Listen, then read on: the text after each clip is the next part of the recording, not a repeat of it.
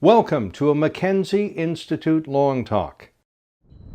James Barrat is looking into things that are of interest to the Mackenzie Institute and to all of us who are interested in security.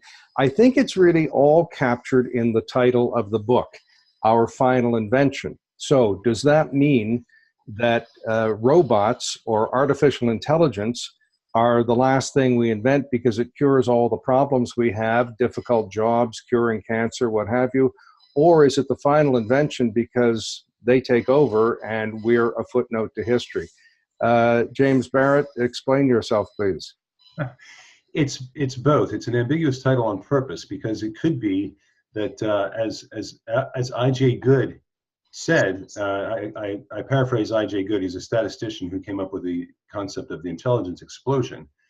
And he said, when we create machines smarter than us, they'll be the last invention we ever need to make, and they'll solve all our problems. On the flip side, however, AI is a dual-use technology capable of great good and great harm, and it could spell our doom, as Elon Musk, Bill Gates, Stephen Hawking, and countless others have said.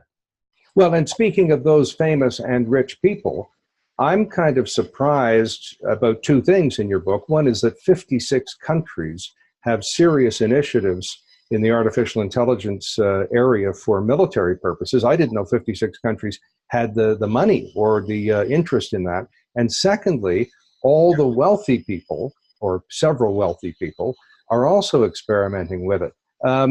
Talk about those two streams, if you will. Sure. 56 nations aren't developing autonomous battlefield robots. Only about 4 or 5 are. 56 nations are developing battlefield robots and drone systems. The most sought after will be those that act autonomously or kill without a human in the loop.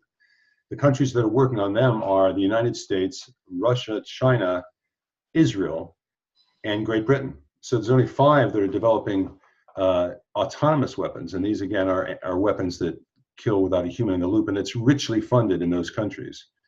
And what are the other 51 or 2 doing if it isn't autonomous battlefield machines?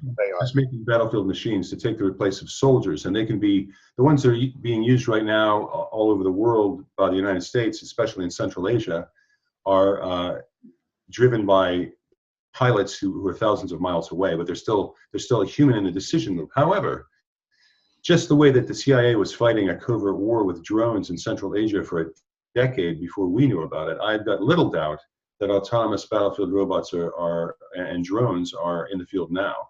In fact, Israel has a new one that has been in the air, I think, for like 4 months, and it basically it's a drone that itself has a conventional warhead, not a nuclear warhead, but a conventional warhead, and when it flies in the airspace over Israel, and when something locks on it to target it, it dives on it and destroys it with itself. And it does that autonomously without anyone else making the kill decision. Now, in your book, you document 2, and I'm sure there are more, but 2 errors with the use of this technology, killing several people. One incident took 8 seconds to transpire. Can you tell me about those? Well, that was a South African, that was an anti-tank gun, and it was at a display in South Africa. And it was an autonomous system, but it wasn't intelligent. It wasn't using AI, but it was using it was a mechanized system that acted independently, and it simply misfired. It targeted the spectators at this display, and it blew up a display stand and killed 8 people. There was another one in Iraq. It was again, it was not autonomous, but it was a mechanized gun that started shooting at everybody, and they packed it up and sent it away, and we haven't heard from that gun again.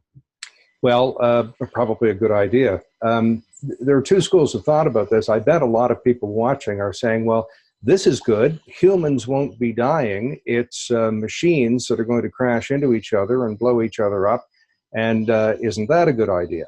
The other sentiment is probably expressed at the end of the movie Patton, which is probably a favorite of viewers, in which the Patton character, played by George C. Scott, says, well, this will be no resolution, no drama, no heroics. It will be robotics. What's your view of the future of warfare? I think we can see how this plays out if we start fielding autonomous battlefield robots. What it won't be machines against machines. It'll be rich countries fielding machines and poor countries fielding good old humans. And it will be battlefield robots slaughtering peasant armies. And the problem with the technology, just put aside the moral issue for the moment, and that's really, do we want to be the generation that fields robots and drones that kill people on their own? I don't think we do. But there's a real issue in the technology. How do you tell friend from foe? How do you tell civilian from combatant? Until these questions are answered, we can't responsibly field these weapons. Well, and as I'm sure you know, there is international law and protocols on the use of military force against civilian targets. But these days, the electrical grid is used by the military. The GPS system developed for the military is used by civilians. Everybody uses the road, and that's going to be a hard definition to parse in the future. So what about the use of artificial intelligence and robots against civilian targets like the electrical grid in your country, which could easily be shut off and deprive 131 million Americans of power and maybe take months to come back on? It's a really horrific scenario. The one statistic that sticks with me is that if you cut off significant chunks of the grid, only 1 in 10 people are alive a year later if the outage lasts that long. And the dying starts right away as refrigeration goes away, and babies are dependent on formula and refrigeration. So it's a horrific scenario, and unfortunately our grid, as you said, is woefully vulnerable. There's evidence that there's spyware in a lot of our grids right now. The small sidebar, we basically gave the instructions on how to attack the grid when we released the Stuxnet virus. The Stuxnet virus attacked the same Siemens-built industrial controllers in an Iranian nuclear refinery. It attacked the same controllers that we use to undergrid to power all our electrical grids. So we've given away the instructions on how to sabotage our grid successfully. Well, let's riff on that for a bit, and I think that you might be tolerant of being the victim of the popular mechanics problem. Judging from your gray hair, you may be old enough to have remembered all those wonderful popular mechanics books that I read that predicted mail delivery by rockets, robots cleaning your home, and all this stuff. And yet, robots do clean our home. Pardon me? I have a Roomba. Robots do clean our home. Yes, indeed. And I saw a robot mowing a lawn in Germany 35 years ago. So some of that has come to pass. Yeah. But you rightly point out with the Stuxnet virus that it was a smuggled USB into the Iranian facility. And in the height of the Cold War, the proverbial good-looking female spy talked her way into your embassy in Moscow and put a gizmo in an IBM Selectric typewriter to record the keystrokes and turn it into text. So in some way, we don't need the science, or sometimes it's science fiction scenarios. Plain old garden variety incompetence and poor security at the door and not locking the door can do the same kind of damage. Oh, yeah. There was a famous case where someone dropped flash drives in a parking lot of I think it was Raytheon. And they just scattered them around, and people said, "Oh, a free flash drive," and they started using them. And of course, there was a Trojan horse on those flash drives, and it was a Chinese operation to steal a lot of plans, and it succeeded. Yeah, free stuff is pretty tempting, even in high security facilities. Now, can we go back to Isaac Asimov's 3 rules for robotics that you rightly point out can be circumvented? Can you enumerate them and say how they won't work? Okay, if I can recall them, I dismissed them in the first chapter of my book, Our Final Invention. A robot will not harm a human. It will not allow itself to be harmed, and it won't. I'm not even sure of the third one. Well, those 2 are enough, because you do rightly point out how a robot might be asked to feed me forever, and that might involve killing a whole bunch of other people or some sort of unintended consequences like that. Well, the book in which those three laws came out, it's called I, Robot by Asimov. And the whole book is a series of unintended consequences when the laws do not work together, when the laws conflict. There's one called Runabout, where a robot goes out on Mars to find a dangerous metal that the humans can't pick up, but then it gets stuck because it's stuck between, it can't hurt itself either. It's not supposed to do anything that hurts itself. So it walks in a circle around the dangerous metal until the humans come and rescue it, endangering themselves. That's one example. They just don't work. Take something as simple as preserve human life. We could get in an argument right here about when human life begins. If we expanded the talk to the audience, we get an even bigger argument. If we went around the world, we'd have a huge argument about when human life begins. And as we know, in some parts of the world, women and children don't have the same kind of personhood as men. So that would be a whole other calculation you'd have to make these robots compliant. Also, these laws, these rules that we make change over time. What's relevant for us today may not be relevant in 100 years. It will certainly be out of date, just as the laws of 100 years ago seem antiquated and quaint to us now.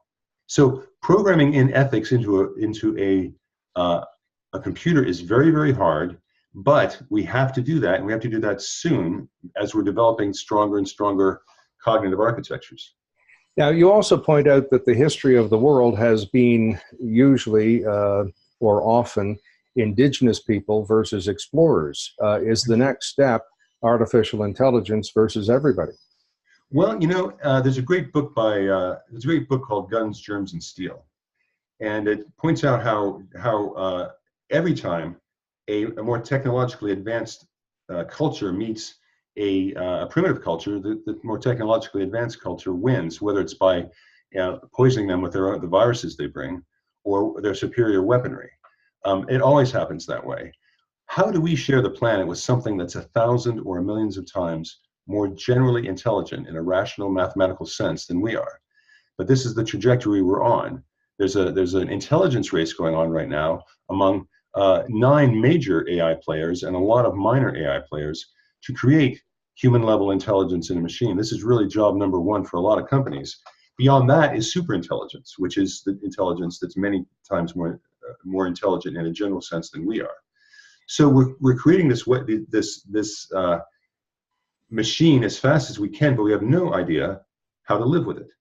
And yet it is so enticing to think that machines or robotic industrial instruments, I won't even use the term robot because we always think of the human form with a robot, right. In very dangerous applications like mining and farming and other industrial applications, and harnessing all that intelligence 24 hours a day, 7 days a week to cure cancer or even to purify water. 2 million people die every year in the world as a result of unpotable water, and wouldn't it be wonderful to harness this to do it? It's kind of enticing, isn't it? Oh, it really is. I mean, if we thread this needle correctly and we manage to survive the next 40 or 50 years, then a lot of our problems could be solved. Imagine taking 25 PhD quality brains, human level brains in a computer, chaining 25 of them together and having them work 24/7 on climate modeling, solving climate change, on cancer research, on weapons development. One of the things Stephen Hawking said, the late Stephen Hawking, he said, super intelligent machines will be able to design weapons that we don't even understand. So there's a great deal of promise and some peril with what's on the horizon with super intelligent machines. And what we have to understand is that it's really not science fiction. As Stephen Hawking said, in the short term, what we have to worry about is who controls the AI. In the long term, we have to worry about, can the AI be controlled at all? Right now, we're in the short-term problems where we've got a lot of different issues like autonomous battlefield robots and drones, data. Facebook took the data of 70 million Americans and sold it to Cambridge Analytica, which sold it to the Russians, which used it to try and influence an election. We don't know if they succeeded, but we know for certain that they tried to influence the election of 2016. And funnily enough, that effort was not only a high-tech one, but it was a very low-tech one of thousands of robocalls, which prevented people from being able to call for help on their telephones, which is an old problem we had in radio 50 years ago. A good radio contest in a small city would shut down the phone system for part of the town. So it was an interesting combination of high and low tech. Mm. Well, you know, low tech still works, but what's as you point out, what's going to be very interesting and perilous is the nexus of AI and malware, for example. Stuxnet was a fairly primitive virus that used some degree of AI, but there are much more powerful viruses coming down the road, and there are much more powerful weapon systems, you know, imbued with AI coming down the road. So we're headed for interesting times. Let me drag you back to garden variety failure modes and incompetence even. Channeling a book by Greg Ip, I think the title of which is Overcomplicated or something like that. Mm-hmm. You also cite that poor computer programming costs the American economy $60 million a year. It causes all kinds of failures. You rightly quip that if trains and planes and automobiles were as efficient as computers, nobody would drive, fly, or get in a train because they'd be in danger of failing. How can we solve that problem? There are kludges and workarounds and patches and what have you in the computer system that are probably just as dangerous as this high-tech robotics, wouldn't you say? Yes, you know, the reason I pointed out that bad software is so expensive is because that drives the goal of creating computers that program themselves, better software. Programs that write programs is where this is headed, and right now a lot of companies are working on that to solve this bad computing problem. The Boeing disaster, the two Boeing disasters, is shaping up to be an AI problem. You know, complicated systems fail. There's a great book you cited, a book I'm somewhat familiar with, but there's one that I quote a lot, and that's Charles Perrow's Normal Accidents. And basically, at some level of complexity, our architectures, whether they're airplanes or nuclear power plants or computers or AI systems, they get so complicated that no one person or group of people can really understand what's going on, and they can't anticipate the accidents. Well, let me double down on that, because you also, I'm not sure if it's channeling Perot, but there are authors around his vintage who also say nobody tests the failure modes of a nuclear plant. You don't blow it up, even though Chernobyl was a testing drill. You don't blow up very many planes or cars. You do crash a few of them. These systems are not only complex, but so expensive, nobody really tests them. Well, you know, Wendell Wallach at Yale said, we will have with automated systems like this Boeing disaster, automated plus a little bit of AI, with automated systems, maybe what we need is a chastening accident. And then we'll get serious about making really, really solid software that can be tested. The trouble with a lot of the systems we're using right now, we hear about deep learning a lot. Deep learning and evolutionary algorithms, they're both black box systems. We know what the inputs are. We know the data that goes in. And we know we get terrific predictive capabilities with deep learning. So we see what the results are, and they're fabulous. But we don't know what is happening in the middle. We don't know what's going on in a high resolution sense with these systems. How can we use them in cars? Because they're being teed up for use in cars and in other security sensitive systems. If we can't carefully examine the accidents and see what was to blame or who was to blame. You know, our tort law is based on culpability, and we're you know, who's going to be culpable when the software screws up? Is it the coder? Is it the computer programmer? Is it the car manufacturer? Is it the driver? These are questions that have to be answered before we field these cars and use this software in security sensitive systems. Well, great question, James Barrat, the author of Our Final Invention. And let me riff on that point that you just made, James, because it took us 30 years to get a treaty to govern the use of Antarctica. It took us 30 years after the first nuclear power plant to get the International Atomic Energy Agency and regulations.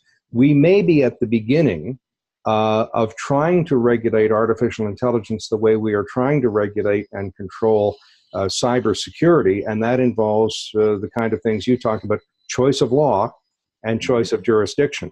Are we at the beginning of something that will end happily, like Antarctica did and like the IAEA did? I sure hope so. I'm so glad you brought up the IAEA. This is really our hope. This is really what's going to make the difference between a rosy future and I think a disastrous one. I'm usually the last person to say we need government regulation, but in this case, we need international government regulation.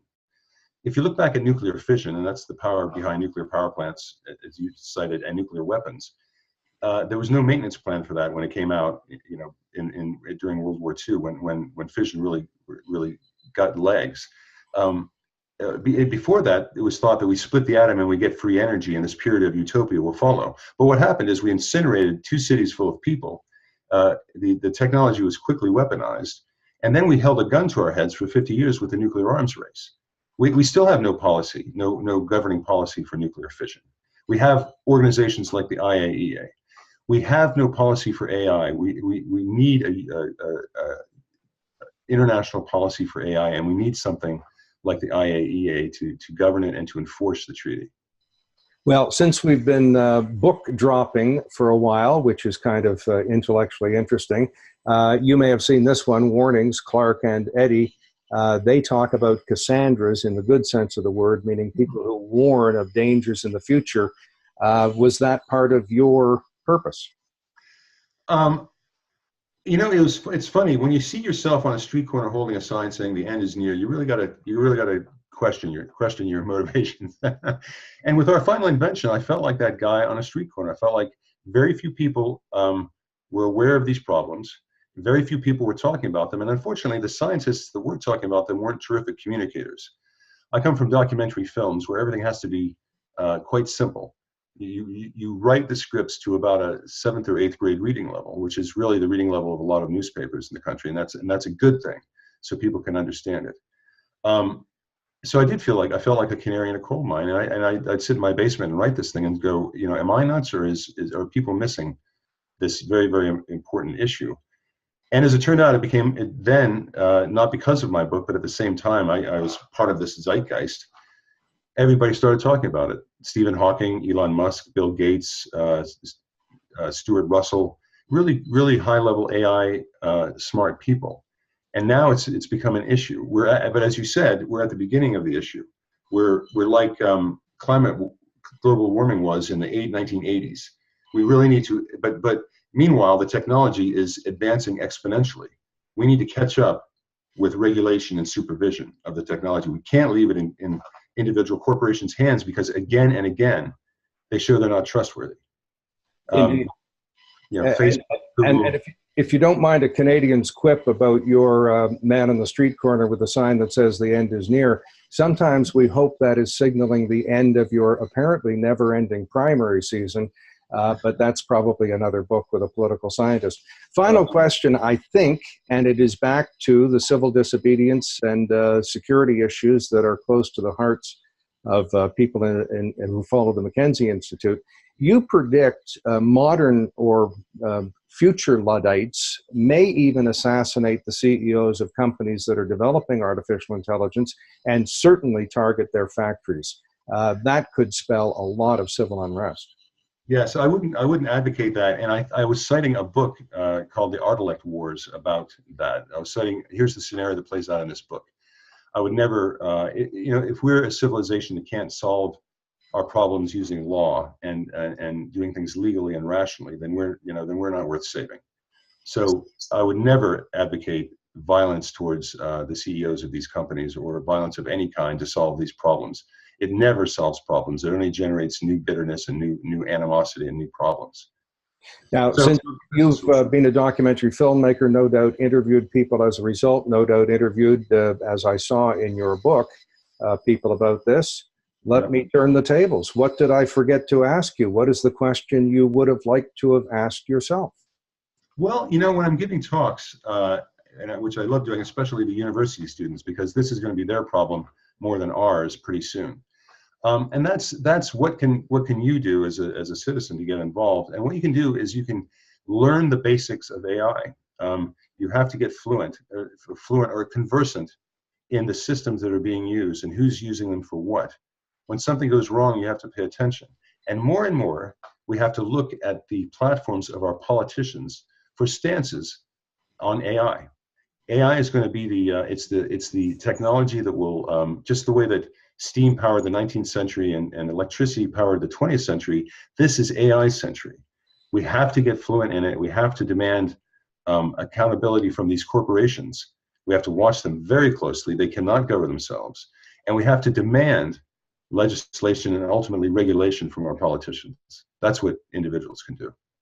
James Barrat, thank you very much. And for those who are watching because they switched from either broadcast or cable television to get a respite from the bad news, the book is called Our Final Invention, Artificial Intelligence and the End of the Human Era. So maybe you didn't escape. Thank you, James. Thank you. It's been a pleasure. Any views expressed here are not necessarily those of the Mackenzie Institute, its speakers, sponsors, or supporters. But the Institute is dedicated to fostering public discussion, debate, and education about security matters.